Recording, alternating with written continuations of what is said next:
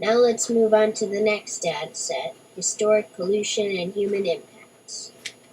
The historic pollution and human impacts is self-explanatory. It's how man has impacted the river. This could be done by environmental pollution or just dumping waste around or in the river, as I will explain what happens then later. There are 5 parts to this set: human population change, biochemical oxygen demands, or BOD, total nitrogen, total phosphorus, and the total suspended solids. We'll go through each of them one by one.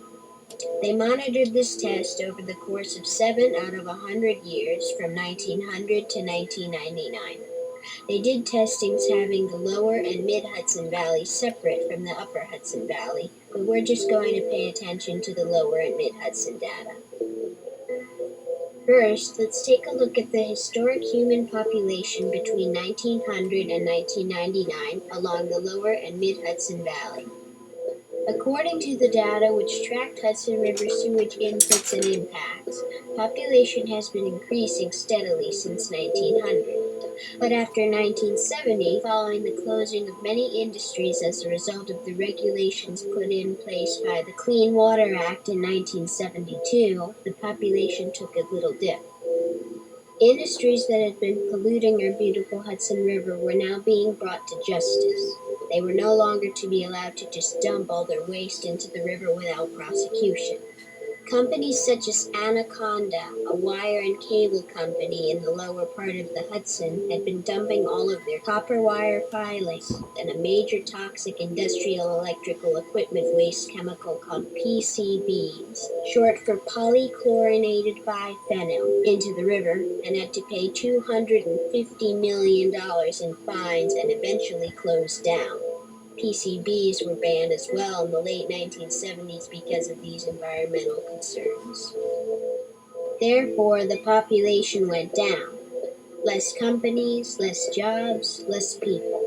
However, the problem with industry contamination along the Hudson is not over.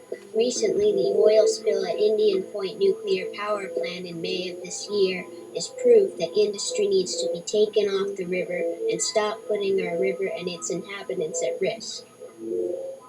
This leads us to our next data on biochemical oxygen demand, BOD, and suspended solids. In order to understand BOD, you must first understand what waste, suspended solids, and wastewater treatment are. Waste is sewage, garbage, dirt, dead leaves, feces, etc. Suspended solids are small solid particles of pollutants or waste that remain suspended in water. They are measured as a way of determining the water quality. For example, this glass here is full of water, and there are tiny little pieces of dirt in it. These tiny little pieces of dirt are waste and are called suspended solids.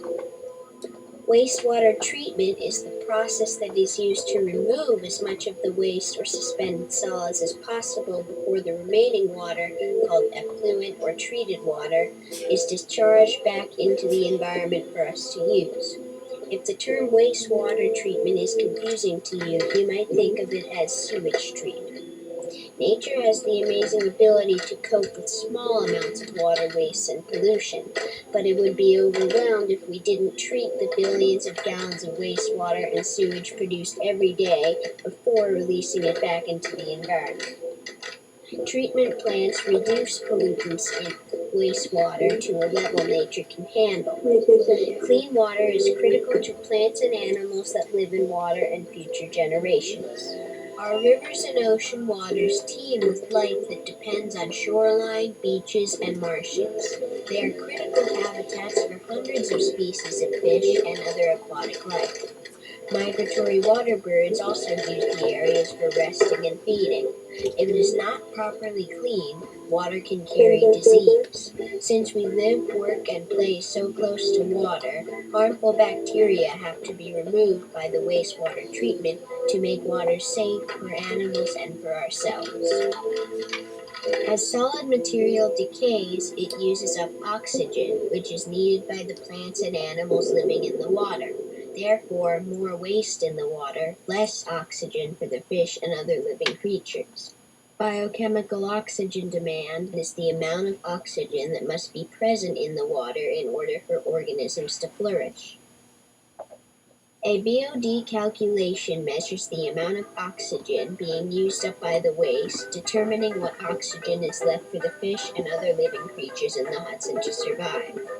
BOD studies are done in order to keep pollution in check and to make sure that there are low levels of BOD and high levels of oxygen, or rather, dissolved oxygen. Fish survive on dissolved oxygen, not straight oxygen like you and me, so they can breathe in the water. Suspended solids use up oxygen, so they can also have an effect on the BOD. So the higher the TSS, the more they are going to use up oxygen, which increases the BOD, and that can cause fish numbers to suffer. Therefore, the higher the TSS and BOD, that's not good. Both the BOD and TSS are measured in metric tons. 1 metric ton is equal to about 1,000 kilograms, which is equal to about 2,205 pounds.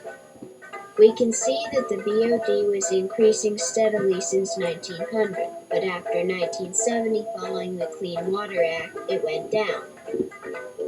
The same sort of thing happened with the TSS. It was increasing steadily since 1900, but after 1970, following the Clean Water Act, it went down. This is good.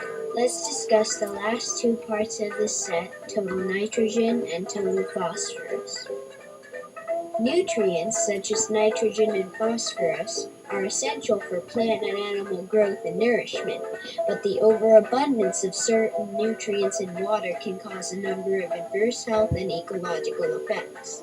It is an essential element for plant life, but when there is too much of it in water, it can speed up eutrophication. This is a lack of dissolved oxygen in lakes or other water bodies from excessive richness caused by high numbers of nitrogen and organic nutrients.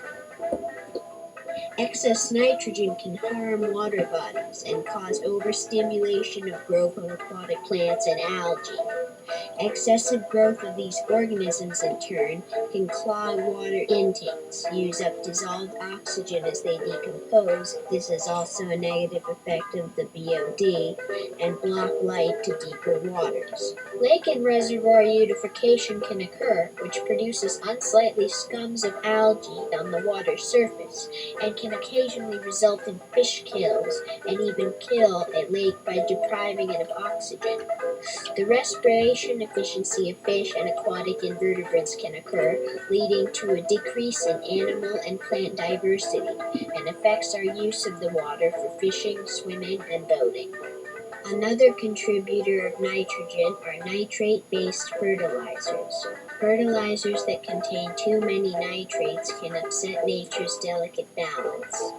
After humans use fertilizers to plant, rainwater and water used to irrigate crops can move these nitrates to rivers and lakes. Too many nitrates in water can make it dangerous for people and animals to use. Soil erosion is a major contributor of phosphorus to streams. Bank erosion occurring during floods can transport a lot of phosphorus from the riverbanks and adjacent land into a stream. This picture here is an example of soil erosion. Now let's read the TN and TP graphs. Both the total nitrogen and total phosphorus are measured in metric tons again. 1 metric ton is equal to about 2,205 pounds. The nitrogen had been increasing since 1900. By looking at these data charts, it seems as though the nitrogen decreased after 1970 and the Clean Water Act. So my guess is that it was probably too high in 1970. Meanwhile, the phosphorus had been increasing as well during the same time period, until after 1970, when it decreased over the next 30 years. I think at 1970 was also way too high for its level at that point. At this point, we are done with the pollution and human impacts. Here's some trends that I noticed about the historic pollution and human impacts. All factors seem to be increasing since 1900. This would be the startings and progression of industries. But after 1970, they all went down. This would be a result of the Clean Water Act and trying to take care of the river and make it healthy again.